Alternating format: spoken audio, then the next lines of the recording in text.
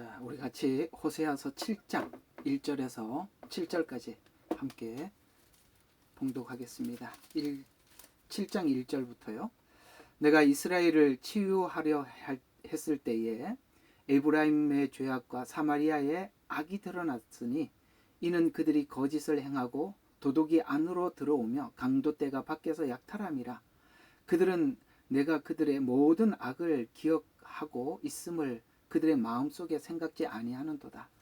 이제 그들 자신의 행위가 그들을 애워쌌으며 그들은 내 면전에 있도다. 그들은 그들의 악으로 왕을 그들의 거짓말로 고관들을 기쁘게 하는도다. 그들은 모두가 간음한 자라 빵 굽는 자에 의해 달구어진 화덕 같아서 그가 반죽하는 한 후에 불을 일으키기를 그치니 반죽이 발효될 때까지만 하느니라. 우리의 왕의 날에 고관들은 포도주 병을 가지고 왕을 병나게 하였으며 그는 조롱하는 자들과 더불어 그의 손을 펼쳤도다. 그들이 엎드려 기다릴 때에 그들의 마음에 화덕같이 준비되었으니 그들의 빵 굽는 자는 밤새도록 자고 그것은 아침에 불꽃처럼 타는도다. 그들은 모두 화덕처럼 뜨거워져서 그들의 재판관을 삼켰으며 그들의 모든 왕들은 쓰러졌으니 그들 가운데 나를 부르는 자가 아무도 없도다. 아멘. 여러분들과 함께 이제 호세아서를 한 장 한 장 해가고 있는데 이스라엘 백성들이 있었던, 특히 북이스라엘이 겪었던 상황들을 하나님께서 호세아를 통해서 낱낱이 고발하고 있고, 이 고발하고 있는 호세아서를 보노라면 어쩌면 오늘 우리가 이 호세아서가 북왕국이 이런 지경까지 하나님을 믿는 백성들인데 이렇게까지 타락할 수 있을까? 이 지경까지 갈 수 있을까? 이런 생각을 늘 해왔었죠. 보면서 저는 그런 생각 참 많이 해왔거든요.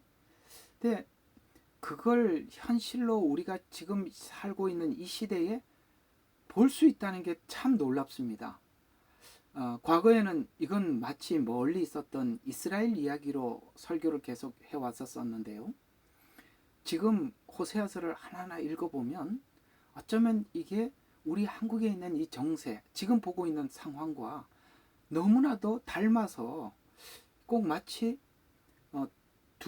그러니까 보고 있는 현실과 과거에 있었던 성경을 둘이 이렇게 여러분들인데 굳이 설명을 하지 않아도 될 만큼 우리 모두 다 100% 공감이 될 만큼이나 우리는 지금 현실을 이렇게 보고 있다는 것에서 참 놀랍습니다. 지금 호세아서를 쭉 해가고 있는 이 과정 속에 오늘 이 7장에 와서는 하나님께서 뭔가 굉장히 클라이막스, 지금 현재, 자 우리 한번 7장 1절을 보시면 내가 이스라엘을 치유하려 했을 때, 그러니까 이제 치유하기 위해서 손을 대려고 하니까 그 에브라임의 죄악과, 이 에브라임의 죄악이라는 말을 한다면은 처음부터 이 북왕국 이스라엘을 건국했을 때 죄악이죠. 원래 그들은 하나님의 말씀을 듣고 이렇게 하나님과 관계를 가지려고 하는 백성들의 그 순수한 마음을 차단시켜서 이렇게 하나님을 섬기면 된다, 이렇게 믿으면 된다, 이렇게 믿으면 된다라고 가르쳐서 산당에서 예배드리게 했잖아요. 그게 이제 에브라임의 죄악이거든요. 그러니까 이게 그 백성들도 편리하니까, 이렇게 신앙생활하는 게 편리하니까 산당에 가서 예배를 하면서 자기들이 나도 모르게 그 진실한 신앙들이 하나둘 뜯어져가고 잃어버려져가고 사라져가고 있다는 걸 모르고 있는 거죠. 우리가 그런 게 있지 않습니까? 신앙생활이 어느 날 고달플 때가 있어요. 이 교회 다니니까 고달프다. 매일 뭐도 해야 되고 기도도 해야 되고 새벽 예배도 나오라 그러고 왜 이렇게 들들 볶냐. 내가 좀 편하게 신앙생활하고 싶어서 그냥 큰 교회 가니까 와도 그만, 안 와도 누가 뭐라 그러지도 않고 그렇게 편하게 신앙생활을 하게 만들었던 북이스라엘, 지금 똑같은 형태라고 한번 맞춰보면 될 겁니다. 그런데 그게 세월이 흘러가자 백성들도 완전히 거기에 그러니까 우리말로 찌들어 있었어요. 푹 젖어 있으니까 이제 이스라엘을 치유하려고 손을 딱 대려고 하니까 에브라임의 죄악, 원래 하나님을 거부하려고 했던 그 목적, 산당을 지어서 이렇게 편의주의식 신앙생활이라고 표현하면 좋겠습니다. 그래서 에브라임의 죄악과 사마리아의 악이 드러났다 라고 이야기를 하는데, 그럼 사마리아 악은 뭐냐? 그 당시 수도가 사마리아였거든요. 거기 이제 왕들이 있고 정치인들이 있고 종교인들이 있습니다. 그러니까 지금 에브라임이라는 북이스라엘 전체의 악과 죄와 그 다음에 그것이 이제는 오랫동안 국민들을 속이고 이제 구워 삶았죠. 이제 변질됐단 말이야. 이게 북이스라엘 백성들이 변질되었어요. 그것이 이제 속속이 드러나는데 보니까 전부 다 도둑놈들이라는 거예요. 이 보세요. 이는 그들이 거짓을 행하고 도둑이 안으로 들어오며, 여러분 도둑이 안으로 들어갈 정도면은 이제는 그 안 방어가 불가능하다는 거죠. 도둑이 마음 놓고 안에 들어가서 물건을 훔칠 정도면은 방어한 주인이 지금 완전히 손을 놓고 있는 상태, 방어 불가능, 이런 상태가 되죠. 그 다음에 또 뭡니까? 강도 떼가 밖에서 약탈함이라. 안으로 들어오고 밖에서 약탈하고 이제 모든 걸 다 빼앗겨 버린 이런 상태가 된 이걸 이제 하나님께서 지적을 하고 있습니다. 참 여기 도둑이라는 말, 거짓말이라는 말, 강조때라는 말, 요즘 참 우리가 지금 눈으로 보고 있는 것 같아요. 눈으로 보고 있는 것 같아요. 이게 무슨 이런 시국에 대해서 설교하리라고는 생각을 안 했습니다. 그저 그냥 성경만 설교하려고 그랬는데 어쩌면 이 호세아서를 하면서 이렇게 닮을 수가 있나. 너무 똑같아서 이거 그냥 막연한 옛날에 있었던 그 옛날 북이스라엘 이야기 같았는데, 이게 지금 우리가 현재 그런 시대를 살아가고 지금 보고 있다는 것에 대해서 참 답답하고, 이걸 굳이 얼마나 진하게 여러분들이 이 메시지를 들을 수 있느냐는, 뭐 북이스라엘 이야기를 하면은 우리가 멀리 있었던 어떤 사람들 졸릴 이야기가 돼요. 뭐 북이스라엘이 그랬겠지 이런 생각이 들겠지만, 우리가 현실을 눈으로 보고 있다 보니까 이게 뭔 이야기인지 우리가 이렇게 마음에 확 와닿을 수 있는 이런 시간인 것 같습니다. 그저 제가 또 하나님 앞에 간절히 구하고 소망을 갖기로는, 하나님 그래도 이 나라 이 민족 하나님 앞에 회개하고 돌아서서 또 이 나라 이 민족을 통해서 하실 일들이 주님께서 있으셔서 우리가 이렇게 잠자고 있는 상태에서는 일어날 수가 없어서, 하나님께서 다시 한번 우리가 하나님 앞에 정말 각성하고 또 깨어서 하나님 앞에 이대로는 큰일 나겠다라고 하는 것이 우리 신앙의 각성제가 되는 시간을 주셔서 감사합니다 라는 생각도 더불어 들면서, 현상을 보면 막막한데 또 우리가 신앙이 깨어나는 걸 보면 감사하고, 또 하나님이 하나님 하실 일이 있어서 그렇게 하지 않으시는가라는 생각이 어쨌든 듭니다만, 오늘 이 7장 이야기를 여러분들과 함께 이제 좀 본문에 들어가서 좀 충실하게 메시지를 한번 정돈을 해 보도록 하겠습니다. 여러분 오늘 우리가 이런 걸 좀 생각을 해볼 필요가 있어요. 우리가 경계해야 할 시간이, 우리 신앙을 경계해야 될 시간이 우리 신앙이 이렇게 추락하는 시기라고 생각합니까? 아니면은 내가 신앙이 자라고 있을 때라고 생각합니까? 우리는 상식적으로 생각을 해보면 우리가 신앙이 추락하는 시기는 내가 추락하는 시기는 우리가 그냥 추락으로 끝난다고 생각하지만, 사실은 추락하는 시기는 내가 추락하고 있다는 걸 알면 그 추락하는 시간은 여러분이 성숙하는 시간이 됩니다. 그러니까 추락하는데 정말 위기는 뭐냐? 추락하고 있는데 추락하고 있는 걸 모르는 게 위기죠. 모르는 게 위기죠. 그래서 추락하는 시기가 아니라 잘하고 있다고 생각할 때가 차라리 어떻게 보면 우리가 추락하는 시기입니다. 여러분들이 나 이것 때문에 힘들어요. 말만 하면 눈물이 나와요. 하나님 어떻게 하면 좋겠습니까? 라고 할 때는 여러분들이 그 사람은 걱정할 필요가 없어요. 왜냐하면 살아있거든요. 살아있기 때문에 그런 걱정을. 지금 여기 7장을 보면 이스라엘은 죄와 죄악이 가득 찼어요. 왕들이 그러했고 방백들이 그랬고, 지금 백성들은 우리가 영적으로 보면 다 잠들어 있는 상태예요. 그런데 그들이 지금 안정된 시기를 보내고 있거든요. 근데 실제는 그 안에 들어가 보면 안정된 시기를 보내고 있다고 생각을 하고 있지만, 실상은 그 안에 왕들은 왕들대로, 그 다음에 방백은 방백들대로고, 백성들은 백성들대로 자기 욕심을 있는 대로 발산하는 겁니다. 있는 대로. 그러니까 거짓이 난무하고, 아까 여기 1절에 뭐라 그랬습니까? 안에는 도둑이 들어와 있고 밖에서는 강도떼가 기다리고 있는 것은 누구 특정한 왕이나 방백들이 그러는 것이 아니라 여기에 있는 북이스라엘에 있는 모든 상태가 이 모양이라는 거죠. 전부 다 자기 욕심이나 체리고 자기 성공을 위해서 그렇게 하고 있다는 것입니다. 사실 우리가 성경을 보면 이런 부분을 하나 확인할 수 있는 부분이 있어요. 그게 어떤 거냐면은, 이스라엘 백성들이 애굽에 있을 때 노예 생활을 하고 하나님 앞에 부르짖을 때는 강했습니다. 하나님, 언제 아브라함에게, 우리 조상에게 하셨던 약속을 이루어 주실 겁니까? 저희들은 하나님께서 그 약속한 때를 기다리고 있습니다. 비록 지금 우리가 노예로 살아가고 있지만 우리 조상들에게 약속하신 그 하나님은 언제 그 약속을 이룰 겁니까? 라고 기대하고 기다렸을 때는 실제 그들은 강했어요. 여러분들이 눈물을 흘리고 괴로워하고 하나님 이게 뭐예요? 내가 지금 이 꼴이 뭡니까? 라고 할 때는 여러분들 사실 강한 겁니다. 문제는 뭐냐면, 우리가 그들이 준 하나님께서 목적한 목적지에 도달했을 때, 누리라고 줬을 때, 가나안 땅에 있을 때 이들은 타락하기 시작했고 추락하기 시작했는데, 지금은 회복 불능 상태까지 찾아온 것이거든요. 여러분들이 매일매일 울 수밖에 없는 환경에 있다면 그것이 여러분들에게는 힘들고 고통스러운 순간이겠지만, 여러분 나중에 보세요. 그것이 여러분들에게는 큰 축복의 시간이고 회복의 시간이고 살아있는 시간일 겁니다. 이제 제가 이런 이야기를 한번 들어본 적이 있어요.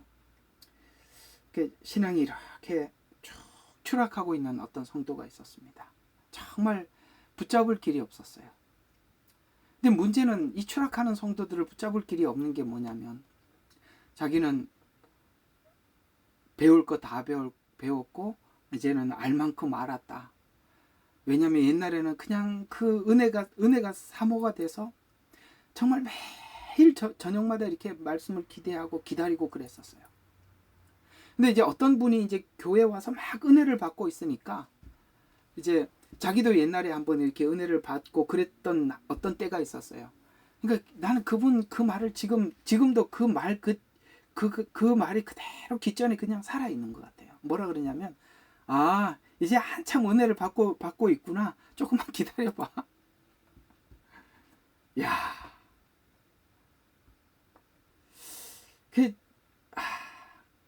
전에 그 모습, 그 다음에 지금 현재 누군가가 은혜를 받고 막 그렇게 은혜를 받고 받은 말씀 가지고 노트에 필기하고, 전 정말 은혜 받았어요. 막 가슴이 정말 벅차올랐어요. 막 그런 얘기를 들으면서 하는 말이, 나도 그럴 때가 있었는데 이제 거기 왔구나. 이게 뭔 얘기인지 정말 제게는 충격입니다. 보세요. 회복됐다. 안다. 나는 뭔가를 건너왔다고 할 때, 나는 지금 잘하고 있었다라고 생각할 때, 잘하고 있다고 할 때 교만도 함께 잘한다는 걸 잊어서는 안 되는 겁니다. 그래서 성경에 이런 말씀을 하고 있는 거예요. 너희가 섰다고 생각하는 자 넘어질까 조심하라. 섰다고 생각하는 순간 우리는 다 넘어지는 겁니다. 누가 섰습니까? 아무도 서지 않았어요. 저도 서지 않았고 여기 완성된 사람은 아무도 없어요. 우리는 각자가 어디에까지, 그래서 성경은 이렇게 말씀하고, 너희가 어디에 이르렀던지 그대로 행할지니라. 어디에 이르렀던지 거기서 계속 달려가라는 거예요. 달려가라는 이 말은 성숙해가라는 말인데, 여러분, 성숙이라는 것은 우리가 뭔가를 배우고 어떤 경지에 올라가는 것이 아니라, 성숙은 낮아지면서 올라가는 겁니다. 우리 자신을 낮추는 게 올라가는 거예요. 우리는 올라가는 게 올라간다고 생각하지. 그건 세상이 생각하고 있는 올라감이죠. 그렇지 않습니다. 여러분에게도 그런 말이 한 분도 나와서는 안 됩니다. 여기 누군가가 이 방에 들어와서 함께 은혜를 받고, 저는 정말 이 말씀에 지금 은혜를 받고 있어요. 매일매일 눈물을 흘리고 있어요. 그런 이야기를 누군가 여러분들이 듣고 있다면, 나도 그런 적이 있었는데, 아이고 이제 거기까지 왔구만. 나는 그거 벌써 지났는데. 나는 그런 표정을, 지금도 그 사람의 그 말을 잊을 수가 없어요. 내가 사람이 그렇게 될 수 있다는 걸 아셔야 합니다. 지금 북이스라엘이 산당에서 편안하게 예배하도록 그냥 성도들의 그 신앙을 죽이기 위해서 아주 작정을 하고 시작을 했는데 다 죽어버렸어요. 다 죽어버렸어요. 그게 지금 현재 북이스라엘에서 나타나고 있는 증상이 뭐냐면, 오늘 여기 7장에서 북왕국의 정치적 현실과 배경이 지금 이렇게 정말 타락할 만큼 타락했다는 것을 증거해 주는 게 뭐냐면, 북이스라엘에 있었던 역사입니다. 그 역사가 보면 우리가 짤막하게 한번 그 역사를 한번 이렇게 고찰해 볼 필요가 있어요. 특별히 북이스라엘은 BC 750년부터 722년, 약 이제 한 28년, 30년 정도로 보면 되겠죠. 여러분, 30년 동안 6명의 왕이 통치했다는 거예요. 그건 뭘 이야기하느냐? 끊임없이 자기 정력과 권력을 위해서 쟁탈을 했다는 거예요. 또 누가 서면은 또 죽이고 반역을 하고 또 왕이 올라서고, 그걸요 6명이 30년 동안 6명이면 나누기 한번 해보세요. 한 사람이 몇 년간, 그래서 거기 보면은 심지어 한 달 동안 왕 자리에 있었던 사람이 있는가 하면 6개월 동안 있었던 이 혼란한 시기였습니다. 그래서 그게 이제 쭉 타락으로 이어져 가는데, 그 북이스라엘의 배경이 그렇습니다. 이 베가라는 왕, 그 다음에 호세아라는 왕이 마지막 왕인데, 그때 하나님께서 그 이스라엘의, 오늘 여기 치유하기 위해서 하나님이 어떤 작업을 하고 계셨냐면은, 생각도 못했던 아수르를 하나님이 키운 겁니다. 왜? 그 아수르를 키워서 북이스라엘을 교육시키기 위해서 하나님께서 아수르를 키웠습니다. 그때 이 베가라는 왕은 반아수르 정책을 위해서 수리아 왕에게, 지금 그 아람 왕이라고 성경은 표현하기도 합니다. 그에게 도움을 요청을 하죠. 그리고 유다도 여기에 이제 참여하려고 했다가 불참해서 전쟁이 일어나게 됩니다. 이 일로 인해서 아수르가 북이스라엘을 치고 베가를 쫓아냅니다. 그리고 그 아수르가 호세아 왕을 왕으로 세웠죠. 그래서 왕으로 세웠는데, 호세아가 처음에는 아수르의 지원을 받고 왕노릇하다가 중간에 다시 또 배반을 하면서 어떤 얘기하냐, 애굽으로 도움을 받으러 갔다가 아수르 왕에게 완전히 멸망하게 됩니다. 이게 지금 어떤 상황이냐면은, 자기들은 왕위를 쟁탈하기 위해서 싸우고 하는 바람에 완전히 나라는 그 부강했던 북이스라엘이 완전히 추락해 버렸어요. 그저 자기 정권을 탈취하기 위해서 그냥 무자비하게 그 전 정권을 완전히 말살시키고 무자비하게 또 탈취하고, 또 누군가가 그렇게 왕위를 탈취했으니까 가만히 있겠어요? 또 누군가가 또 같은 방법으로 또 탈취하고. 여러분, 요즘 민주당 하는 거 보셨죠? 이게 뭐 민주당, 우리가 교육을 제대로 받고 있는 겁니다. 똑같은 이야기예요. 그럴 때 완전히 이 북이스라엘은 나라가 완전히 추락하니까 하나님이 아수르를 몽둥이로 키워놨거든요.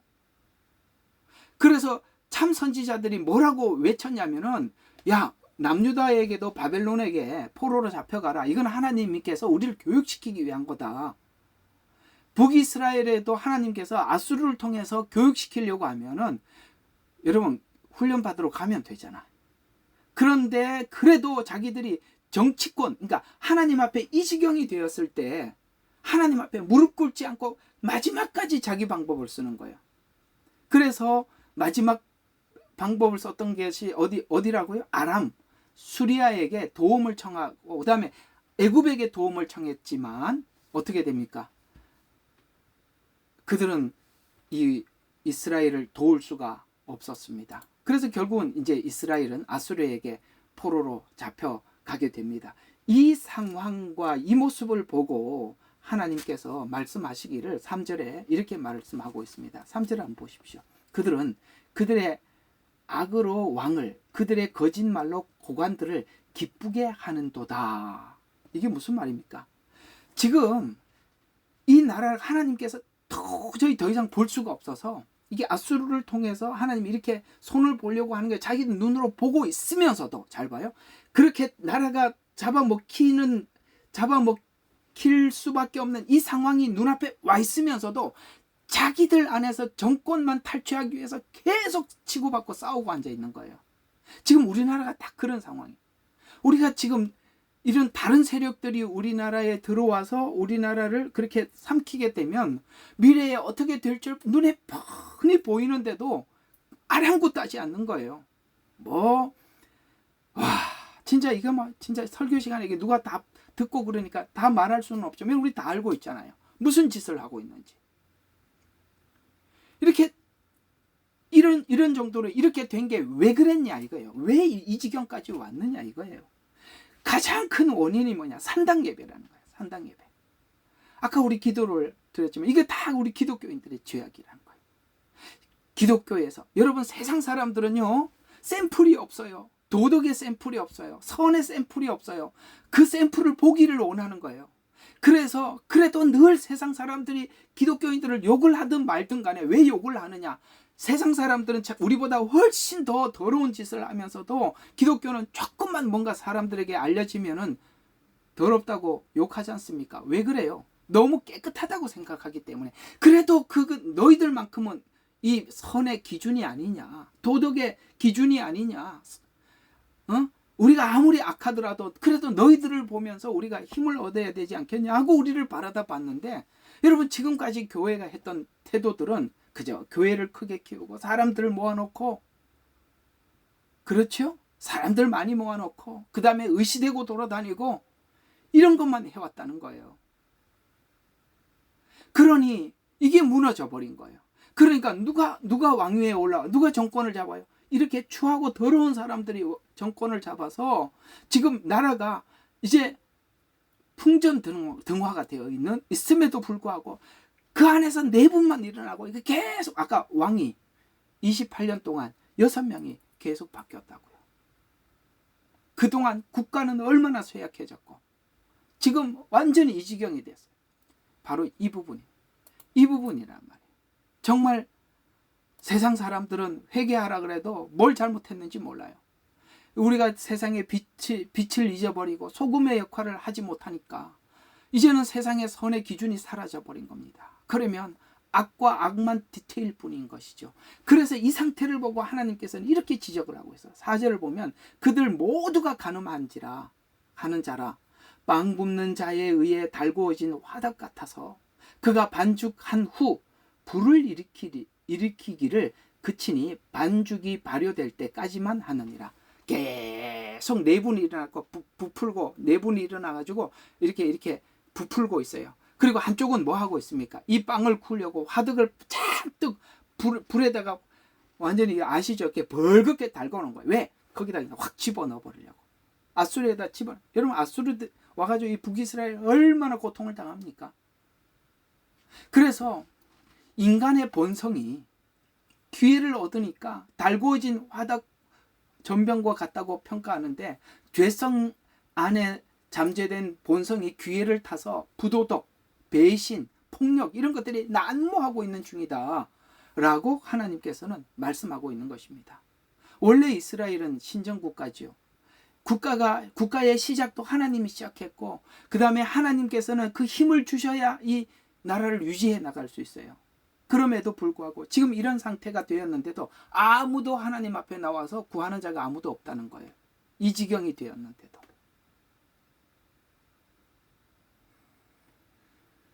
여러분, 이 지경이 되었을 때 정말 하나님 앞에 나가서 우리가 투쟁이 중요한 게 아니라 근본적으로 뭐가 문제인 줄 봐야 되는 거잖아요.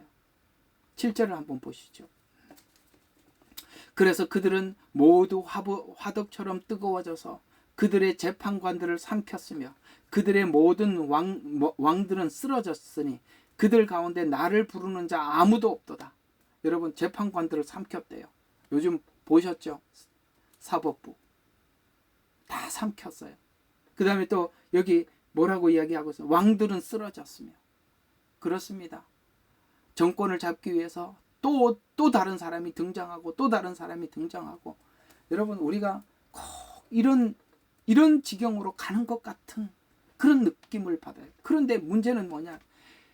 하나님께서 한탄하는 게 이런 지경에 와 있으면, 지금 아까 말씀, 이 이스라엘은 신정 국가라고 했잖아요. 어쩌면 우리 이스라엘과 우리 한국은 너무 닮은 꼴이 너무 많아요. 하나님께서 우리 대한민국도 시작을 할 때 국회에서 기도로 시작한 나라예요. 하나님께서 이승만이라는 장로를 세워서 정말 이 기독교를 기반으로 하나님께서 이 나라를 세워주셨어요. 근데 이 지경이 되었을 때 북이스라엘에 하나님이 이렇게 말씀하고 있어요. 금방 여기 7절을 보면은 이렇게 이야기하지 않습니까? 그죠? 그들 가운데 나를 부르는 자는 아무도 없도다. 이렇게 말씀하고 있습니다. 여러분, 이게 바로 지금 현 주소를 이야기해 주고 있는 것입니다. 이런 상태가 되었을 때 하나님 앞에 나와서 기도하는 사람이었고, 이 문제가 바로 우리의 하나님 앞에 우리 신앙이 무너진 문제라고 그걸 자각하는 사람이 없다는 거예요. 여기에 지금 그래도 그 많은 교회들이 이 문제가 바깥에 가서 투쟁할 문제가 아니라 우리 교회가 이렇게 빛이 되지 못하고 소금이 되지 못하고 이렇게 교회가 썩어서 이 문제가 됐다는 것을 아는 교회가 도대체 얼마나 되냐 이 말이죠. 내게 부르짖는 자가 없도다. 그래서 이스라엘의 지금 현재 상태는 8절부터 에브라임 그는 백성 가운데 스스로 혼합시켜서 에브라임은 뒤집지 않는 과자로다. 전병이로다. 이렇게 말씀하고 있잖아요. 뒤집지 않는 과자라. 이 말은 무슨 이야기냐면 지금 이들이 이런 위기가 왔을 때 하나님 앞에 나가고 신앙을 회복하고 뭐 이렇게 나가야 되는데 아무것도 못한 이유가 뭐냐면 스스로 혼합시켜서 이렇게 됐다는. 이게 무슨 말입니까? 스스로 뭘로 혼합시켰죠? 산당 예배로 간단한 예배, 형식적인 예배, 종교적인 위선, 세속적인 신앙. 여러분, 이것이 한쪽만 타버렸다는 것은 뭐냐면은 하나님께도 읽지 않고 세상에는 타버리도록 하는 내버려 뒀다는 거예요. 그러면 전병을 구우려면 양쪽 계속 뒤집어야 될 거 아니에요. 그래서 뜨거운 화덕 위에다가 올려놨더니 세상에 계속 타버려서 세상에서는 완전히 타버린 사람이 되고 위에는 하나도 안 익은, 겉으로 볼 때는 종교인 같은데 하나도 그리스도인 냄새가 나지 않는 이런 상태가 되어 있으면 이런 위기 속에 아무도 주님을 찾지 않는다는 거예요. 위기가 와도 하나님, 이게 내가 무엇 때문에 하나님께서 왜 이런 일을 지금 이 북이스라엘을 향해서 이런 위기가 찾아오고 있는지도 조차 모른다는 거예요. 여러분, 그래요. 우리가 그저 그냥 참 이게 대형교회 다니는 사람들 제가 욕하려고는 하는 건 아닌데 그렇게 편안하게 그냥 신앙생활하고 그냥 시계추처럼 교회나 왔다 갔다 하는 이런 사람들은 위기가 와도요 아무것도 할 수 있는 능력이 아무것도 없다고요. 지금 하나님이 그걸 이야기하고 있지 않습니까? 나를 부르는 자가 아무도 없도다. 그 다음 절 보면은 타국인들이 그의 힘을 삼켰으나 그는 알지 못하나니. 참 이게 뭡니까? 지금 아수르가 그걸 삼키고 있어요. 하나님께서 이스라엘 벌 주기 위해서 그렇게 삼켰으나 그것을 알지 못하고 있어요. 지금 어떤 상태인지, 내가 지금 신앙이 어디까지 바닥을 치고 있는지 그 상황을 하나님께서 그 적군을 눈앞에다 보여줘갖고 위기를 딱 갖다 줘도 몰라. 이게 왜 이게 무슨 위기인지 몰라. 그냥 우연히 우리가 뭘 잘못해서 정치적으로 잘못해서 그렇지. 그러면 우리가 애굽에 가서 도움을 청하지 뭐. 저 수리아인테 아람인테 가서 도움을 청하면 되지 뭐. 이게 뭐지요? 지금 하나님 기도하라고 지금 신앙의 위기라고 얘기하고 있는데 가서 사람들한테 도움을 요청하고 저 좀 도와주세요. 저 좀 도와주세요. 이러고 앉아있다는 거예요. 왜요? 이게 뭘 이야기한 겁니까? 그들 마음속에 하나님을 향한 신뢰, 믿음이 1도 없다는 걸 증거하고 있다는 거예요.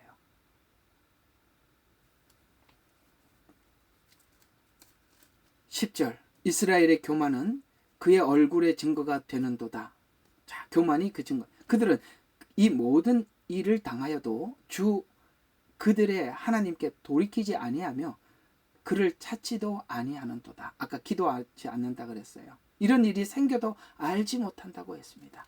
이제 아시겠습니까? 우리 신앙의 위기가 뭐냐?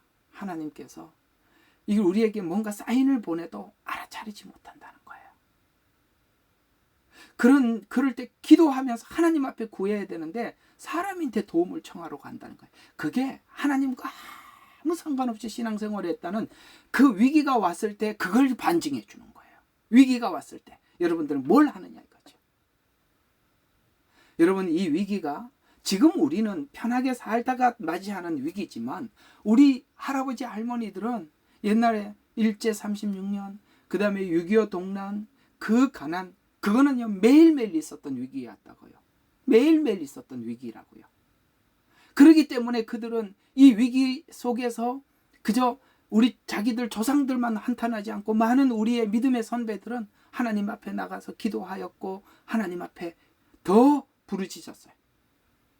여러분, 우리가 삶의 평화와 안정을 하나님이 가져다 주는 것이 그게 전부 평화와 안정만을 원하고 그 다음에 자기 욕심을 채리기를 원했기 때문에 왕들이 그렇게 계속 바뀌고 계속 뭡니까? 내전이 일어나고 그러는 거예요. 전부 다 자기만을 위해서 살려고 하다가 그걸 지키려고 하다가 그렇게 온 거지 않습니까? 10절 에브라임은 또한 마음 없는 어리석은 비둘기 같으니 그들은 이집트를 부르며 그들은 아시리아로 가는도다. 참 바보 같다는 거죠. 참 지금 조석간 변하는 이 국제 정세에 대해서 하나님 앞에 아무것도 모르니까 지금 저쪽에 가서 이집트에 가서 도움을 청하고 있는 것이 도리어 그들에게 빨리 아수르로 내려가는 길을 만드는 것이다. 이 말이에요. 사람한테 도움을 청하러 나가면 하나님께서 매를 더 버는 거예요. 그리고 하나님 앞에 매를 더 빨리 맞도록 내가 스스로 가는 것과 같다 이는 거예요. 하나님 앞에 나오라 그랬는데 사람한테 도움을 청하러 가고 있으니 하나님의 매가 멈출 리가 없죠. 지금 그 얘기지 않습니까? 그들은 이집트를 부르는데 그들은 아시아로 가는도다. 이집트를 부르는 게 아시리아로 가는 길이랍니다. 12절 그들이 갈 때에 내가 내 그물을 그들 위에 쳐서 그물이 뭘까요? 아수르라는 그물을 친다는 거예요. 가면 뭐예요? 하나님이 그 그물을 치는데 하늘의 새들처럼 잡아내리고 그들의 회중이 들었던 바와 같이 내가 그들을 징계하리라. 그들에게 화가 있으리라. 이는 그들이 내게서 도망하였습니다. 지금 하나님이 하나님께 도움을 청하지 않고 사람에게 도움을 청하러 가는 것을 하나님이 자기에게 도망가고 있다라고 이렇게 얘기를 하고 있는 것입니다. 멸망이 그들에게 있으리라. 이는 그들이 나를 거역하며 범죄하였음이라. 내가 그들을 구속하였는데도 그들의 구속자, 그들의 창조자, 그들의 시작이 하나님이신데도 그들은 나를 거역하며 거짓말하는도다. 그들이 그들의 침상에서 울부짖을 때에도 그들은 진심으로 내게 부르짖지 아니하는도다. 오늘 우리 기도하는 우리들 잘 들어야 될 이야기 아니겠습니까? 우리가 하나님 앞에 침상에 부르짖을 때도 그들은 진심으로 내게 부르짖고 어디를 왜 진심이 아니라고 이야기합니까? 진짜 그 속에 있는 깊은 마음에 있는 죄 이런 것은 하나님 앞에 그저 하나님 힘들어 죽겠어요. 그저 좀 안정되게 해주세요. 좀 이 위기를 좀 건너가게 해주세요. 좀 이 위기를 좀 넘겨주면 안 되겠습니까? 이런 기도는 하고 있지. 진심으로 기도했다면 도대체 내 안에 있는 문제가 뭔가? 그래 내가 편리하게 신앙생활하고 그저 종교인이 되어갔던 거 이런 거 하나님 앞에 받습니다. 이렇게 꺼내놓을 줄은 모르고 말이죠. 그렇게 하나님 앞에 진심으로 나오지 않더라는 것이죠. 그래서 14절에 보니까 그 후반 그들은 곡식과 포도주를 위하여 모여서 나를 대적하며 반역하였더라. 곡식과 포도주를, 그러니까 우리가 자기들이, 그러니까 곡식과 포도주는 자기가 얻을 어떤 그 뭡니까 수익들, 유익들 이런 것들이죠. 그런 자기 배를 위해서 이렇게 성경은 이야기하듯이 포도주와 곡식을 위하여 모아서 나를 대적하여 반역하는도다. 내가 그들의 팔을 잡아서 힘을 주었으나 그들은 나를 대적하여 악을 꾀하는도다. 그들이 돌아오나 지극히 높으신 분께 가지 아니하는도다.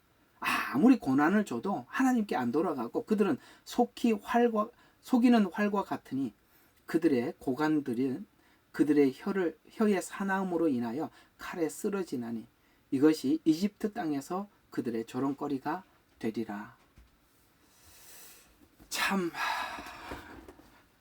여기 이 호세아서를 쭉 보면서 호세아서 배경을 설명하지 않아도 될 만큼 우리가 지금 똑같은 현실을 맞이하고 있습니다. 야, 참 최강의 사람이 나타나서 성경을 그냥 우리 가까이에서 지금 시대에 지금 내가 마치 그 시대에 여기 들어가서 사는 것처럼 보고 느끼게 만들어주는 것 같습니다. 그 한 사람의 등장은 오늘 이 교회가 오랫동안 하나님 앞에 방치해 두었던 악의 열매인 것입니다. 악한 지도자가 등장하는 것은 간단합니다. 성경은 악한 지도자가 등장하는 이유를 간단하게 설명하고 있습니다. 우리가 악하대요. 그러니까 우리가 악하기 때문에 악한 지도자가 등장을 해서 우리가 어떻게 악한지를 가르쳐 주시겠다는 거예요. 그럼에도 불구하고 하나님의 사람들, 하나님의 진정성을 가진 사람들의 그 하나님 앞에 진정 어린 회개 하나님이 들어주실 것입니다. 우리는 어쩌면 기도하면서 이 모든 책임은 내 책임이 아니라 큰 교회 목사님들 책임, 목사들 타락, 이렇게 타인의 잘못으로 치부할 수가 있습니다. 그게 하나님이 보실 때 거짓된 기도라는 것입니다. 회개는 남 보고 회개해야 될 사람이 회개해야 된다라고 기도하는 것이 아니라 회개는 나로부터 시작하는 것입니다. 여러분, 우리가 아프고 힘들고 괴로운 시간을 보내는 건 사실입니다. 그 괴로움이 우리 자신을 돌아보는 괴로움이 되셔서 하나님이 보실 때 너의 기도가 진심이구나, 진정성이 있구나. 하나님, 우선 나부터 내가 회복되기를 원합니다. 하나님 앞에 나가셔서 그렇게 사셨으면 참 좋겠습니다. 저는 이 공산권에서 사역을 하다 왔기 때문에 이게 어떻게 흘러가고 그게 정착이 되었을 때 어떤 상황에 처해지는지 그냥 눈만 감아도 훤하게 그려집니다. 하나님께서 아수르에게 이스라엘을 넘기듯이 우리 대한민국을 아수르와 같은 나라에게 맡겨지지 않도록 하나님께서 주신 이 시간 안에서 회개의 운동과 하나님 앞에 이 모든 진정 어린 회복이 바로 여러분 각각 개개인으로부터 예레미야의 눈물로부터 시작되기를 간절히 기도합니다. 기도하겠습니다. 하나님, 이스라엘의 죄악을 하나님 낱낱이 말씀하시면서 그들이 이렇게 평상시에 위선적인 신앙생활을 해오니 위기가 와도 위기인 줄 모르고 여전히 자기 욕심, 내 안에 들어오는, 내 입에 들어오는 그 내 손에 잡히는 욕심을 위해서 끝까지 안에서 싸우고 있으나 하나님께서는 아수르라는 그물을 준비해서 모두를 새와 같이 잡아버리겠다고 말씀하고 있습니다. 하나님, 도와주시옵소서. 도와주시옵소서. 아버지 하나님, 정말 이 악의 세력에 동조하고 있는 그것이 마치 이 나라를 평안과 안정으로 아버지 하나님 이끌어 줄 듯이 오해하고 착각하고 있는 그들조차 하나님 앞에 돌아올 수 있도록 하나님 역사하여 주시옵소서. 그때가 되기까지는 우리 각자가 하나님 앞에 자신을 돌아보면서 회개하며 준비해야겠습니다. 아버지 하나님, 우리가 다른 누구에게 이 일을 요구하기보다는 먼저 우리 예레미야의 눈물 성도들이 한 사람 한 사람이 마치 하나님 앞에 모든 죄를 가슴에 안고 회개하는 것처럼 하나님 앞에 진심으로 우리의 죄와 허물을 회개할 줄 아는 저희들이 다 되게 축복하여 주시옵소서. 감사드리며 예수님 이름으로 기도합니다. 아멘.